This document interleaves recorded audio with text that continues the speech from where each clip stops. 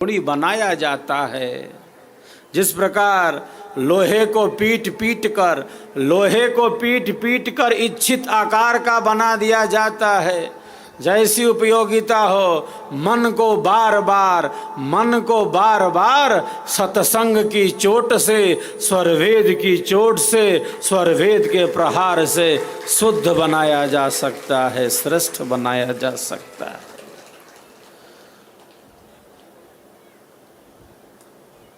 स्वरवेद खूब होना चाहिए, सत्संग खूब होना चाहिए। हमारा अंतःकरण शुद्ध रहे, हमारी वाणी पवित्र बने, हमारे कर्ण हमारी इंद्रियां शुद्ध हों, इंद्रियां पवित्र हों। जो सुनने योग्य हो उसी का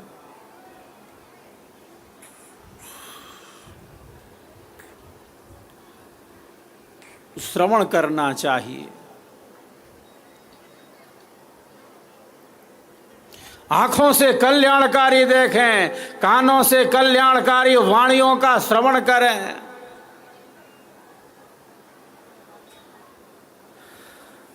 यही अभ्यास है, सत्संग का अभ्यास, साधना का अभ्यास, सेवा का अभ्यास। जिस क्रिया को सीखकर हम बारंबार उसकी पुनरावृत्ति करते हैं, जो हमारे लिए कल्याणकारी है, जो हमारे आत्म कल्याण में उपयोगी है, बारंबार उसका चिंतन करना, निरंतर उसका चिंतन करना। अपने श्रेष्ठ संकल्पों की बारंबार पुनरावृत्ति करना, मन को अवकाश न देना।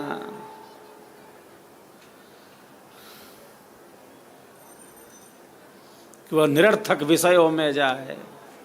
निरंतर सत्संग से, श्रेष्ठ विचारों से, कल्याणकारी विचारों से मन लबालब भरा है। अंधेरा कहाँ है? अंधेरे का स्वयं में कोई अस्तित्व नहीं, अंधेरे का स्वयं में कोई अस्तित्व नहीं। प्रकाश का अभाव ही अंधेरा है, और अंधेरा कुछ नहीं, और अंधेरा कुछ नहीं।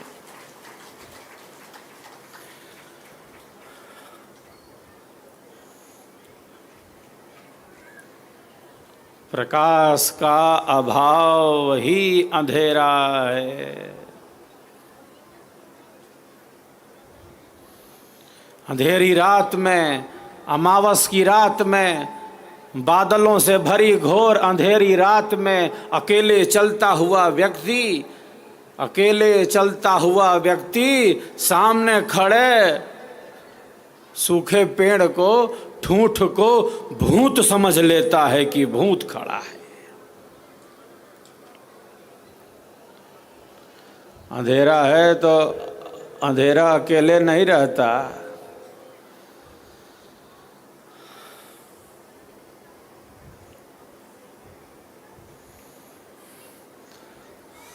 केवल अकेले नहीं है अंधेरा। जहाँ अंधेरा है वहाँ भय है, वहाँ डर लगता है।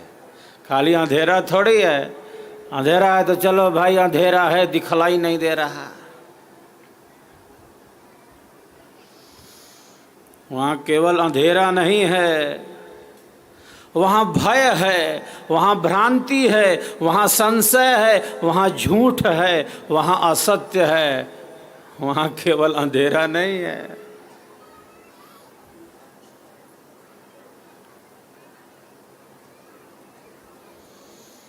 जीवन में आध्यात्मिक प्रकाश की आवश्यकता नहीं, अनिवार्यता है, जिसके आलोक में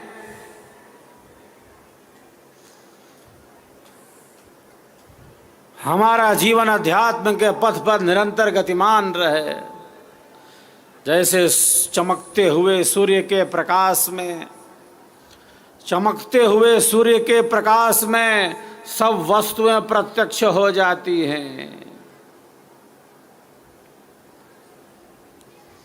एक विवेकी व्यक्ति, एक साधक, एक विहंगम योगी, एक विहंगम योग का साधक जैसे चमकते हुए सूर्य के समान हो, सब वस्तुओं का वो प्रत्यक्ष कर लेता है, सब वस्तुओं का प्रत्यक्ष कर लेता है। ये शरीर क्या है, ये संसार क्या है, ये भोग क्या है, ये प्रारब्ध क्या है, ये सुख क्या है, ये दुख क्या है, वे संसार को जान लेता है। इन सुखों और दुखों को, इन पदार्थों को समझ लेता है, वस्तु का वास्तविक प्रत्यक्ष कर लेता है। जिस प्रकार चमकते हुए सूर्य के प्रकाश में सब वस्तुएं प्रत्यक्ष हो जाती हैं, उसी प्रकार ब्रह्म विद्या की अग्नि में, विहंगम योग के प्रकाश में, स्वरवेद के प्रकाश से कोई संशय नहीं, कोई अंधेरा नहीं, कोई भ्रम नहीं रहता उसके जीवन में।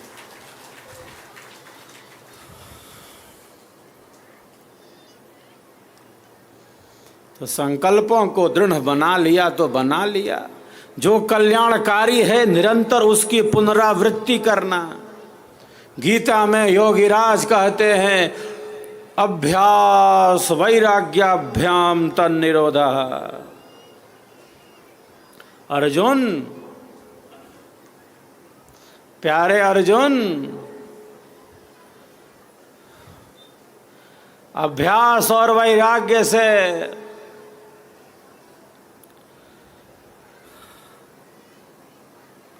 इस मन का निग्रह किया जा सकता है, किया जाता है, किया गया है।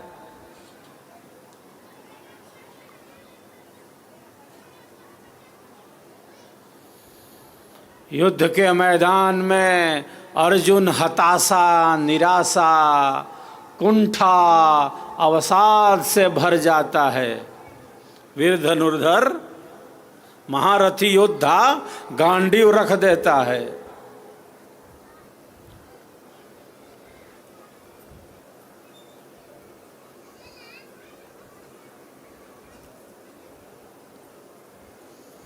हमारा जीवन हतोत्साही न बने, हमारा जीवन हतोत्साही न बने।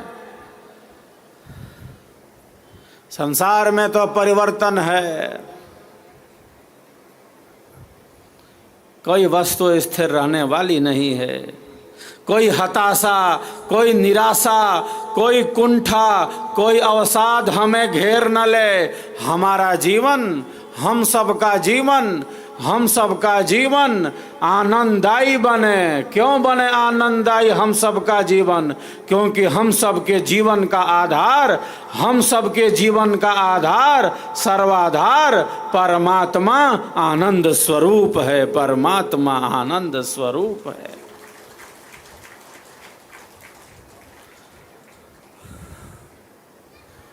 आनंद के ही पथ पर तो आगे बढ़ना है। परमात्मा आनंद स्वरूप है। हमारा जीवन भी आनंददायी बने। कोई हताशा, कोई निराशा, कोई कुंठा, कोई अवसाद हमारे जीवन को घेर न ले।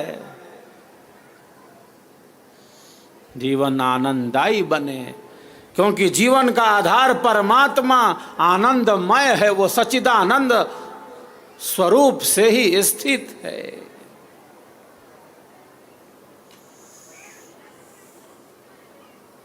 किं कर्तव्य विमूढ़ हो जाता है अर्जुन।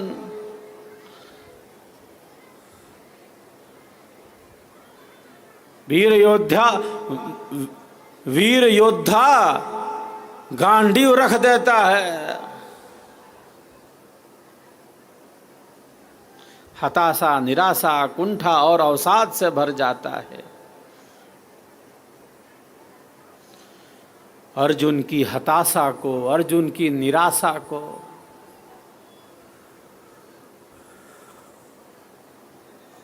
उसके अवसाद को दूर करने के लिए आज से 5,500 साल पहले, आज से 5,500 साल पहले युद्ध के मैदान में योगीराज श्री कृष्ण के द्वारा ब्रह्म विद्या का उपदेश किया गया। ब्रह्म विद्या का उपदेश किया गया।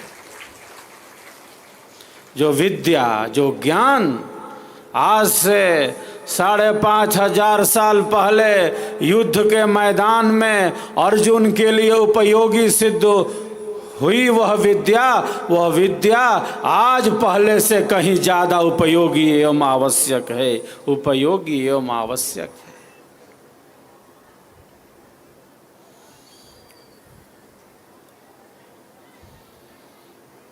कहता है अर्जुन कि प्रभु इतना चंचल है मन, जैसे कोई कहे कि मैंने हवा को रोक लिया हो। वायु में कंपन है, वायु में कंपन है, मन में चंचलता है।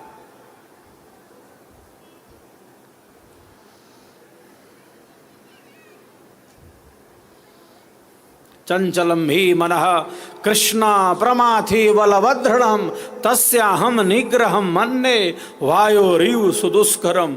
ऐसा दुष्कर है जैसे मानो हवा को रोक लिया हो।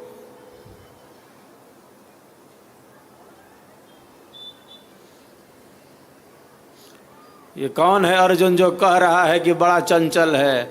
ये वही अर्जुन है जो बाल्यकाल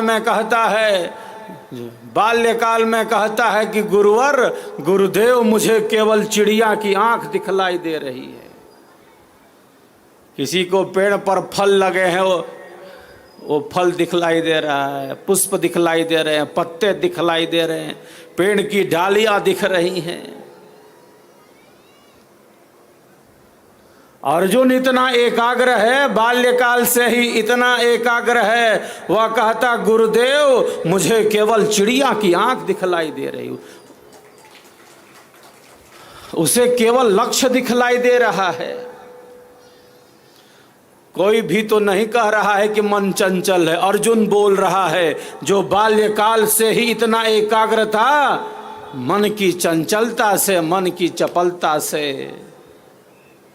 अस्थिरता से युद्ध के मैदान में किंग कर्तव्य विमूढ़ हो जा रहा है। कोई भी तो नहीं कह रहा है कि मन चंचल है, कोई भी। ये वीर योद्धा धनुर्धर महारथी अर्जुन बोल रहा है कि मन चंचल है, अस्थिर है। कोई भी तो नहीं बोल रहा है कि चंचल है, महावीर योद्धा बोल रहा है। योगीराज कहते हैं असंशयम महाबाहो मनोद निग्रहम चलम अभ्यासेन तु कौन्तेय, अभ्यासेन तु कौन्तेय वैराग्येण च गृह्यते।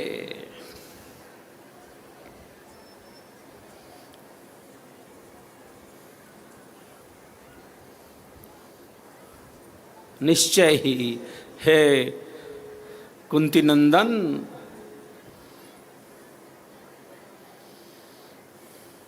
मन हठी है, मन हठी है, मन दुराग्रही है।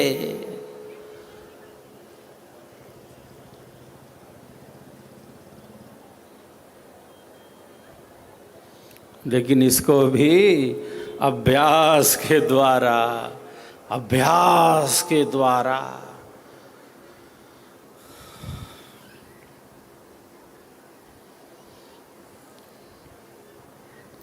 इसको भी वैराग्य के द्वारा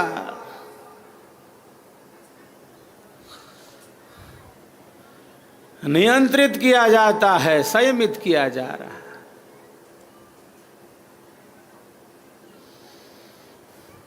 जो हमारे लिए कल्याणकारी है उसके अभ्यास में शिथिलता न हो। जिस पथ पर चल पड़े हैं तो चल पड़े हैं, संकल्पों को दृढ़ बना लिया है तो बना लिया है।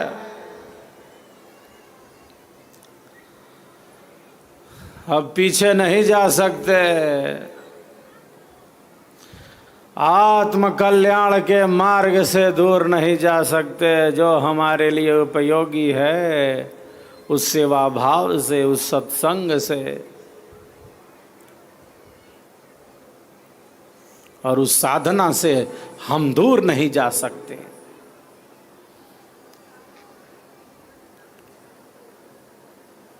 एक महात्मा जी बैठे हैं नदी के किनारे, पहाड़ी नदी है। प्रातः काल जाए कर ही नदी के किनारे बैठ जाते हैं।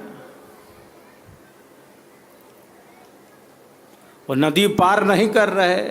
गांव वाले पूछते हैं, महात्मा आप नदी क्यों नहीं पार कर रहे? महात्मा जी कहते हैं, मैं नदी तब पार करूंगा जब नदी बहना बंद हो जाएगी, जब नदी शांत हो जाएगी।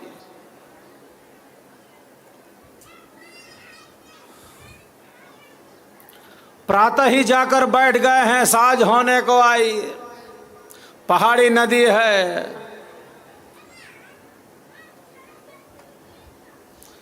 ग्रामवासी कहते हैं, नदी तो रुकने वाली नहीं है, ये नदी तो बहती ही जा रही है और बहती ही जाएगी। आपको इसी नदी में तैर कर उस पार जाना होगा, तैर कर उस पार जाना होगा। नदी रुकने वाली नहीं है, आपको तैर कर पार जाना होगा, उस पार जाना होगा। आप प्रातः काल से ही बैठे हैं, साँझ होने को आई, आप नदी पार कर नहीं रहे। ये नदी तो शांत होने वाली नहीं है, ये नदी तो बहना बंद नहीं करने वाली है, ये बहती जा रही है। आपको इसी नदी में आत्म कल्याण का मार्ग थोड़ी अवरुद्ध हो जाएगा।